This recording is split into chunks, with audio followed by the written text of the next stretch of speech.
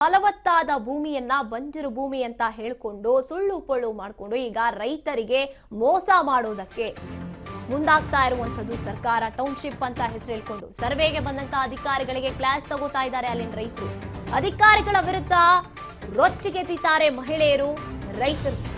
ಕಾರಿನ ಮೇಲೆ ಕಲ್ಲುಗಳು, ಇಟ್ಟಿಗೆಗಳನ್ನ ಎಸೆದು ದಾಳಿಯನ್ನ ಮಾಡಿ ಕಿಡಿಕಾರ್ತಾ ಇದ್ದಾರೆ. ಭೂಸ್ವಾಧೀನವನ್ನ ವಿರೋಧಿಸಿ ಮಂಡಲಹಳ್ಳಿಯಲ್ಲಿ ಆಕ್ರೋಶ ವ್ಯಕ್ತವಾಗ್ತಾ ಇದೆ. ಪೊಲೀಸರ ಭದ್ರತೆ ಮಧ್ಯೆ ದಾಳಿ ಮಾಡಿದ್ದಾರೆ ರೈತರು. ಒಂದ್ ರೀತಿಯಾಗಿ ಪೊಲೀಸರು ಕೂಡ ಈ ಸರ್ಕಾರದ ಪರವಾಗಿಯೇ ಕೆಲಸ ಮಾಡ್ತಾ ಇರುವಂತದ್ದಲ್ಲಿ ಎದ್ದು ಕಾಣಿಸ್ತಾ ಇದೆ. ಯಾಕಂದ್ರೆ ಸರ್ಕಾರ ಹೇಳಿದಾಗ ಕೇಳಲಿಲ್ಲ ಅಂದ್ರೆ ಅವರ ಖಜಾನೆ ಅಥವಾ ಅವರ ಸ್ಥಾನ ಉಳ್ಕೋಬೇಕಲ್ಲ. ರೈತರಿಗಿಂತ ಹೆಚ್ಚಾಗಿ ಅವರು ರೈತರ ಮಕ್ಕಳಾಗಿ ಕೂಡ ಅವರು ಓದ್ಕೊಂಡು ಬಂದು ಪೊಲೀಸರಾಗಿರ್ತಾರೆ. ಇದೆಲ್ಲವನ್ನ ತೆಗೆದು ಮೂಲೆಗಿಡ್ತಾ ಇದ್ದಾರೆ. ಸರ್ಕಾರ ಏನ್ ಹೇಳುತ್ತೆ ಅದನ್ನ ಮಾಡ್ಬಿಡೋಣ, ನಾವು ಉಳ್ಕೊಂಡ್ರೆ ಸಾಕು ಅಂತ ಪೊಲೀಸರು ಮುಂದಾಗ್ತಾ ಇರುವಂತದ್ದು. ಇಷ್ಟೆಲ್ಲ ಹೋರಾಟ, ಅವರು ಪ್ರತಿದಿನ ಹೆಣ್ಮಕ್ಳು ಹೋಗಿ ಕೆಲಸ ಕಾರ್ಯವನ್ನ ಬಿಟ್ಟು ಹೋರಾಟ ಮಾಡೋ ಕೂತ್ಕೊಳ್ತಾ ಇದ್ರು ಕೂಡ ಪೊಲೀಸರು ಕೂಡ ರೈತರನ್ನ ವಿರೋಧಿಸ್ತಿದ್ರೆ ಹೊರತು ಏನ್ ನಿಮ್ ಕಷ್ಟ ಅಂತ ಕೇಳ್ತಿರ್ಲಿಲ್ಲ. ಈಗಲೂ ಅದೇ ಪರಿಸ್ಥಿತಿ ಮುಂದುವರೆದಂತೆ ಈಗ ಸರ್ವೆವರೆಗೂ ಬಂದು ನಿಂತಿದೆ. ವಿರೋಧ ವ್ಯಕ್ತವಾಗ್ತಾ ಇತ್ತು, ಆದ್ರೂ ಕೂಡ ಇಲ್ಲ ನಾವು ಟೌನ್ಶಿಪ್ ಮಾಡ್ತೀವಿ ಅಂತ ಮುಂದಾಗಿದ್ದಂಥದ್ದು ಈಗ ಸರ್ವೆವರೆಗೂ ಬಂದು ನಿಂತಿದೆ. ಅಂದ್ರೆ ತಯಾರಾಗಿ ಬಂದಿದ್ದಾರೆ. ಈಗ ಸರ್ವೆ ಆದ ನಂತರದಲ್ಲಿ ನೆಕ್ಸ್ಟ್ ಅವರ ಏನೇನ್ ಪ್ಲಾನ್ಸ್ ಇದೆ ಟೌನ್ಶಿಪ್ ಬಿಲ್ಡ್ ಮಾಡೋದಕ್ಕೆ, ಅದಕ್ಕೆ ಪ್ಲಾನ್ ಮಾಡ್ಕೊಂಡು ಬಂದಿರುವಂತದ್ದು ನಾವು ನೋಡ್ತಾ ಇದೀವಿ. ಅಟ್ಟಾಡಿಸ್ಕೊಂಡು ಹೋಗ್ತಾ ಇದ್ದಾರೆ ರೈತರು. ರೈತರಿಗೆ ರೈತ ಮಹಿಳೆ ಸುಮಾನು ಮುಂದಿಗೆ ಮಾತನಾಡ್ತಾರೆ. ಸುಮಾ, ಇಷ್ಟೆಲ್ಲ ವಿರೋಧ ಇದ್ರೂ ಕೂಡ ಸರ್ವೆ ಮಾಡೋದಕ್ಕೆ ಬಂದಿರುವಂತದ್ದು ಅಧಿಕಾರಿಗಳು. ಎಷ್ಟು ಪಾಠ ಕಲಿಸ್ತಾ ಇದ್ದೀರಾ ನೀವು ಅವ್ರಿಗೆ? ಮೇಡಮ್, ಇವತ್ತು ನಮ್ಮ ಜೀವನದ ಪ್ರಶ್ನೆ ಮೇಡಮ್, ನಮ್ಮ ಅಸ್ತಿತ್ವದ ಪ್ರಶ್ನೆ. ಇವತ್ತು ನಾವು ಇಷ್ಟು ದಿನ 1.5 ವರ್ಷದಿಂದ ನಾವು ಹೋರಾಟದಲ್ಲಿ ಭಾಗಿಯಾಗಿದ್ದೀವಿ. ಇವತ್ತು ನಾವು ಬಾಲಕೃಷ್ಣ ಅವ್ರ ಹತ್ರ, ನಾವು ಶಾಸಕರ ಹತ್ರ ಒಂದು ಮನವಿ ಮಾಡಿದ್ವಿ. ಮಾಡ್ಬಿಟ್ಟು ಹೇಳಿದ್ವಿ, ನಮ್ದು JMC ನ ದಯವಿಟ್ಟು ಮುಖ್ಯಮಂತ್ರಿಯಿಂದ ಒಂದು ನಮ್ಗೆ ಸೂಚನೆ ಬರೋ ತನಕ ನಮ್ಮ ರೈತರದ್ದು ಯಾವುದೇ ಒಂದು ಜಮೀನ ನೀವು JMC ಕಳಿಸ್ಬಾರ್ದು. ಯಾಕಂದ್ರೆ ನಾವು ಭೂಮಿ ಕೊಡಕ್ ಸಿದ್ಧ ಇಲ್ಲ. ಯಾವ ರೀತಿ ಮುಖ್ಯಮಂತ್ರಿ ಅವರು ಏನ್ ಹೇಳ್ತಾರೆ ನಮ್ಮ ಭೂಮಿ ಬಗ್ಗೆ, ಅದ್ರ ಮೇಲೆ ನೀವು JMC ಮಾಡಿಸ್ಬೇಕು. ಈಗ ಅಲ್ಲಿ ತನಕ ನಮ್ಗೆ ಯಾವುದೇ ಒಂದು ರೀತಿ ನೀವು ಕೊಡ್ಬೇಡಿ JMC ಅವ್ರಿಗೆ ಅಂತ ನಾವು ಒಂದ್ ಮನವಿ ಮಾಡಿದ್ವಿ. ಆದ್ರೆ ಇವತ್ತು ಆಯ್ತು ಅಂತ ನಮ್ಗೆ ಹೇಳಿದವರು ಮುಖ್ಯಮಂತ್ರಿಯಿಂದ ಒಂದು 15 ದಿನ ಟೈಮ್ ತಗೊಂಡ್ರು. ನಾವು ಅವ್ರ ಹತ್ರ ಭೇಟಿ ಮಾಡಿಸ್ತೀನಿ ನಿಮ್ಗೆ ಅಂತ ಹೇಳಿ ಈಗ ಏಕಾಏಕಿ ಅವರು JMC ಗೆ ಕಳ್ಸಿದ್ದಾರೆ. ಇವಾಗ ಜನಗಳು JMC ಮಾಡ್ತಿದ್ದಾರೆ ಅಂದ್ರೆ ಮೇಡಮ್, ಇಲ್ದಿರೋರ್ನೆಲ್ಲ ತಲೆ ಕೆಟ್ಟವ್ರಿಗೆಲ್ಲ ಮಾಡ್ತಿದ್ದಾರೆ. ಈಗ ನಾವು 1.5 ವರ್ಷನ ಕೂತಿದೀವಿ. ಇದಾಗ ನಮ್ಗೆ ನ್ಯಾಯ ಇಲ್ಲ. ಅವರು ಒಂದು ವಾರಕ್ಕೋಸ್ಕರ ಕೂತಿರೋರ್ನ ನ್ಯಾಯ ಅವ್ರಿಗೆ ನೀವು ಒಂದು ಇದು ಮಾಡ್ತಿರಲ್ಲ ಸರ್ಕಾರ, ಇದು ಎಷ್ಟರ ಮಟ್ಟಿಗೆ ಸರಿ ಮೇಡಮ್? ನಮ್ಗೂ ನ್ಯಾಯ ಕೊಡಿ. ನಾವು ಭೂಮಿ ಕೊಡಲ್ಲ ಅಂತಿದೀವಲ್ವಾ, ನಮಗ್ ಬಿಟ್ಬಿಡ್ಲಿ. ನಮ್ಗೆ DC ಇಂದ ಒಂದು ಆರ್ಡರ್ ಕೊಡ್ಲಿ, ನಮ್ಗೆ ಒಂದು ಕಾಪಿ ಕೊಡ್ಲಿ, ನಿಮ್ಗೆ ಮಾಡಲ್ಲ ಬಿಡ್ತೀವಿ ಅಂತ ನಾವು ತಾರಾಳವಾಗಿ ಕೊಡ್ತೀವಿ. ಯಾಕಂದ್ರೆ ನಮ್ ಭೂಮಿ ನಮ್ದು, ಅವ್ರಕ್ಕ ಅವ್ರದ್ದು. ನಾವೇನು ಅವ್ರನ್ನ ಬೇಡ ಅಂತ ಹೇಳ್ತಿಲ್ಲ, JMC ಮಾಡಿಸ್ಕೊಳ್ಳೋರ್ನ ಬೇಡ ಅಂತ ಹೇಳ್ತಿಲ್ಲ. ಆದ್ರೆ ಇಬ್ಬರದು ಈಗ 9,600 ಎಕರೆ ಏನು ಅಕ್ವಿಜಿಷನ್ ಮಾಡ್ತಿದ್ದಾರೆ, ಅದ್ರಲ್ಲಿ ಎಲ್ಲಾ ರೈತರದ್ದು ಸೇರಿದೆ. ಅವ್ರು ಇವಾಗ ಕೊಡೋದ್ ಮಾತ್ರ ಅಲ್ಲ, ಕೊಡದೇ ಇರೋದ್ ಮಾತ್ರ ಅಲ್ಲ, ಇಬ್ಬರದು ಒಟ್ಟಿಗೆ ಇದ್ದಾಗ ನೀವೇನ್ ಮಾಡ್ಬೇಕು, ಇಬ್ರಿಗೂ ನ್ಯಾಯ ಸಿಗೋ ರೀತಿ ಇಬ್ರದ್ದು ನ್ಯಾಯನ ನೀವು ತಗೋಬೇಕು. ನೀವೇನು ಇಲ್ಲದೆ ಅವ್ರದ್ದು ಒಂದ್ ವಾರದ ಮಟ್ಟಿಗೆ ಕೂತ್ಕೊಂಡಿದ್ದಾರೆ ಅಂದ ತಕ್ಷಣ ಅವ್ರಿಗೆ ಮಾತ್ರ ನೀವು ನ್ಯಾಯ ಕೊಡ್ತಾ ಇದ್ದೀರಾ JMC ಮಾಡಿ. ನಾವು 1.5 ವರ್ಷದಿಂದ ಕೂತಿದ್ದೀವಿ ಇದ್ದಾಗ ನಮ್ಗೆ ಯಾಕೆ ನ್ಯಾಯ ಇಲ್ಲ? ಇರ್ಲಿ ಬಿಡಿ. ಇವಾಗ ಈಗ ತೀರ್ಮಾನ ಆಗ್ಬೇಕು ಮೇಡಮ್, ಒಂದೇ ಆಗ್ಬೇಕು, ಇಬ್ರಿಗೂ ತೀರ್ಮಾನ ಆಗ್ಬೇಕು. ಅಂದ್ರೆ ಅವ್ರದ್ದು JMC ನ ಮಾಡ್ಬೇಕು ಅಂದ್ರೆ ನಮ್ದನ್ನ ಬಿಡ್ತೀವಿ ಅಂತ DC ಅವರಿಂದ ಆರ್ಡರ್ ಆಗ್ಬೇಕು ನಮ್ಗೆ. ಎರಡೂ ಮಾಡದೆ ಹೋದ್ರೆ ಇಬ್ರು ಆಸ್ತಿನೂ ಹಂಗೆ ಬಿದ್ದಿರ್ಲಿ, ನಮ್ಗೇನ್ ಬೇಜಾರಿಲ್ಲ. ನಾವು ಬೆಳೆದು ತಿನ್ನಕ್ಕೆ ನಮ್ಗೆ ಯಾವ್ದೂ ಒಂದ್ ತೊಂದ್ರೆ ಇಲ್ಲ. ನಮ್ಗೆ ರೆಡ್ ಝೋನ್ ಆಗಿರ್ಲಿ ಇನ್ನೊಂದಾಗಿರ್ಲಿ ನಮ್ಗೆ ಯಾವ್ದೇ ಒಂದ್ ರೀತಿ ತೊಂದ್ರೆ ಇಲ್ಲ. ನಾವ್ ಭೂಮಿ ಇಟ್ಕೋಬೇಕು ಅಂತ ಆಸೆನೆ ನಮ್ಗಿರೋದು. ನಾವೇನ್ ಕಳ್ಕೊಂಡು ಎಲ್ಲೆಲ್ಲೋ ಭಿಕ್ಷೆ ಎತ್ತಕ್ ನಮ್ಗೆ ಹೋಗಕ್ ರೆಡಿ ಇಲ್ಲ. ಅದ್ರಿಂದ ನಮ್ಗೆ ಭೂಮಿ ಬೇಕು ಅಂದ್ರೆ ಇವತ್ತು ಆದ್ರೂ ಕೂಡ ಇಷ್ಟು JMC ಮಾಡಕ್ಕೆ ಇಷ್ಟು ಜನ ಪೊಲೀಸ್ನ ಕರ್ಸಿ ನಮ್ಮ ಮೇಲೆ ದೌರ್ಜನ್ಯ ಮಾಡ್ತಿದ್ದಾರೆ. ಇವತ್ತು ಯಾವ ರೀತಿ ಅಂದ್ರೆ ಮೇಡಮ್, ಎಲ್ಲಾನು ನಾವು ನಮ್ ಕಡೆ ಮಾತಾಡೋ ರೀತಿ ಪೊಲೀಸ್ನವ್ರು ಮಾತಾಡ್ತಿದ್ದಾರೆ. ಒಂದ್ ಕಡೆ ನಾವೇನೋ ನ್ಯಾಯ ಕೇಳ್ತಿದ್ರೆ, ಇನ್ನೊಂದ್ ಕಡೆ ಒಂದು ಬೇರೆ ಕಡೆ ರೋಡಲ್ಲಿ JMC ಅವ್ರನ್ನ ಕಳಿಸಿ ಅವ್ರ ಕೈಲಿ ಸರ್ವೆ ಮಾಡ್ತಿದ್ದಾರೆ. ಮೇಡಮ್, ಇದು ಎಷ್ಟು ಮಟ್ಟಿಗೆ ನ್ಯಾಯ ಇದೆ ಮೇಡಮ್? ರೈತರಿಗಿದೇನಾ ಇವರು ನ್ಯಾಯ ಕೊಡೋದು? ಈ ಸರ್ಕಾರ ಎಂತ ದಬ್ಬಾಳಿಕೆ ಮಾಡ್ತಿದೆ ಅಂದ್ರೆ ಒಂದ್ ಕಡೆ, ಇನ್ನೊಂದ್ ಕಡೆ ನಮ್ ರೈತರಿಗೇನೆ ಎತ್ಕಟ್ಟಿ ನಮ್ಮನ್ಗೇನೆ ಇದು ನಮ್ ರೈತರಲ್ಲೇನೆ ಒಂದು ಒಗ್ಗಟ್ಟನ್ನು ಹಾಳು ಮಾಡ್ತಾ ಇದೆ.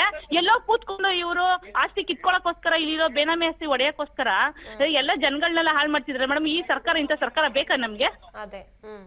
ಇದು ಎಷ್ಟು ಮಟ್ಟಿಗೆ ಸರಿ ನೀವೇ ನೋಡಿ. ಯಾಕಂದ್ರೆ ಇದು ಕಣ್ಣಾರ ನೋಡಿ, ಮಾಧ್ಯಮದವರು ಎಲ್ಲ ಪ್ರತಿಯೊಬ್ರು ಬಂದಿದ್ದಾರೆ ಇಲ್ಲಿ. ಇವತ್ತು ಕೂಡ ಈ JMC ಮೇಡಮ್ ಇನ್ನೊಂದೇನಂದ್ರೆ, ನಾವ್ ಎಲ್ಲಿ ತನಕ ನಮ್ ಭೂಮಿ ಬಿಡಲ್ವೋ ಅಲ್ಲಿವರೆಗೂ ನಮ್ದು ಹೋರಾಟ ಅಂತೂ ನಿಲ್ಲಲ್ಲ ಮೇಡಮ್. ಯಾವ್ದೇ ಕಾರಣಕ್ಕೂ ನಾವು ಹೆಣ್ಣು ಮಕ್ಳು, ನಾವ್ ಈ ಭೂಮಿನೇ ನಂಬ್ಕೊಂಡು ಬದುಕ್ತಿರೋರು, ನಮ್ ಜೀವ ಹೋದ್ರು ಪರವಾಗಿಲ್ಲ, ನಾವ್ ನಮ್ ಭೂಮಿ ಅಂತೂ ಬಿಡಲ್ಲ. ಈಗ DC ಇಂದ ಆರ್ಡರೇ ಪಾಸ್ ಮಾಡಿಲ್ಲ, ಅದ್ ಹೇಗೆ ಅವರು ಸರ್ವೆ ಮಾಡೋಕ್ ಬಂದ್ರು?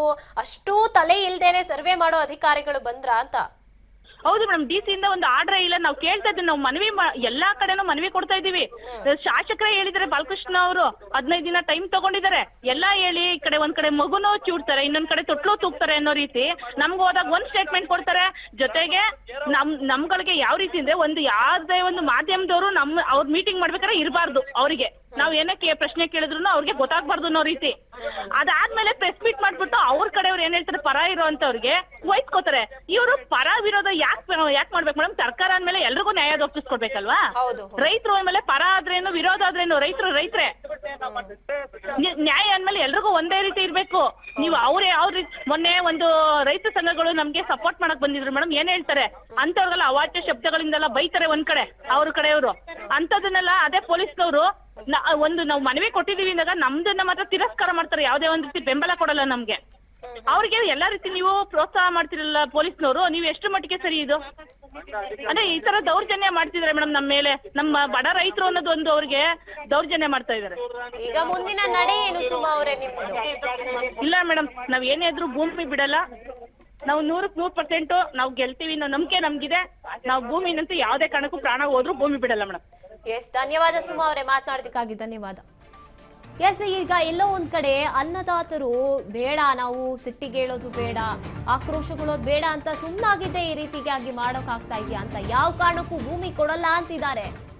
ಮಂಡಲಹಳ್ಳಿಯಲ್ಲಿ ಅಧಿಕಾರಿಗಳ ವಿರುದ್ಧ ಈಗ ರೈತರು ಆಕ್ರೋಶವನ್ನ ಹೊರಹಾಕ್ತಾ ಇರುವಂತದ್ದು. ನಾವು ಕರ್ನಾಟಕದಲ್ಲಿ ಇದೀವೋ ಅಥವಾ ಬೇರೆ ಎಲ್ಲಾದ್ರೂ ಇದೀವೋ ಅಂತ ಪ್ರಶ್ನೆ ಮಾಡ್ಕೋತಿದ್ದಾರೆ. ಜಿಲ್ಲಾಧಿಕಾರಿ ಈವರೆಗೂ ಕೂಡ ಬಂದು ಸಮಸ್ಯೆ ಏನು ಅಂತ ಕೇಳಿಲ್ಲ. ಭೂಮಿ ಕೊಟ್ಟು ನಾವು ಭಿಕ್ಷೆ ಬೇಡೋಕ್ ರೆಡಿ ಇಲ್ಲ ಅಂತ ಹೇಳ್ತಿದ್ದಾರೆ ರೈತರು. ನಮ್ಮ ಮೇಲೇನೆ ದೌರ್ಜನ್ಯ ಮಾಡೋಕ್ ಹೊರಟಿದ್ದಾರೆ ಅಧಿಕಾರಿಗಳು ಬಂದು, ಪೊಲೀಸರು. ನಾವು ಕರ್ನಾಟಕದಲ್ಲಿ ನಮ್ಮ ನೆಲದಲ್ಲೇ ಈ ರೀತಿಯಾಗಿ ಅನುಭವಿಸ್ತಾ ಇದೀವಿ. ಇನ್ನ ನಮ್ಮ ಭೂಮಿಯನ್ನ ನಾವು ಉಳಿಸ್ಕೊಳ್ಳೋದಕ್ಕೆ ಇಷ್ಟೆಲ್ಲ ಕಷ್ಟ ಪಡ್ಬೇಕಾಗಿದೆ. ಈಗ ಇದನ್ನ ಬಿಟ್ಬಿಟ್ಟು ನಾವು ಬೇರೆಲ್ಲ ಹೋಗಿ ಹೇಗ್ ಬದುಕೋದು? ಭಿಕ್ಷೆ ಬೇಡಬೇಕಾ ನಾವು ಅಂತ ಕೇಳ್ತಿದ್ದಾರೆ ಅಲ್ಲಿನ ರೈತರು.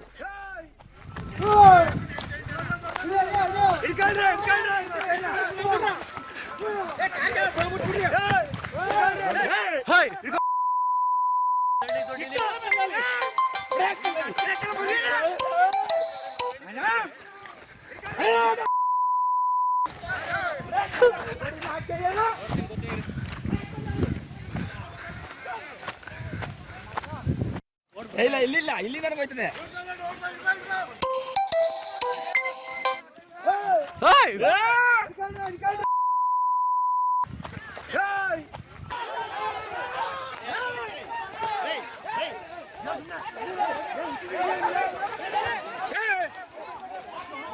ಯಾರು ಕೊಡ್ತಿದ್ರು? ಯಾರಿಗಿಲ್ಲ.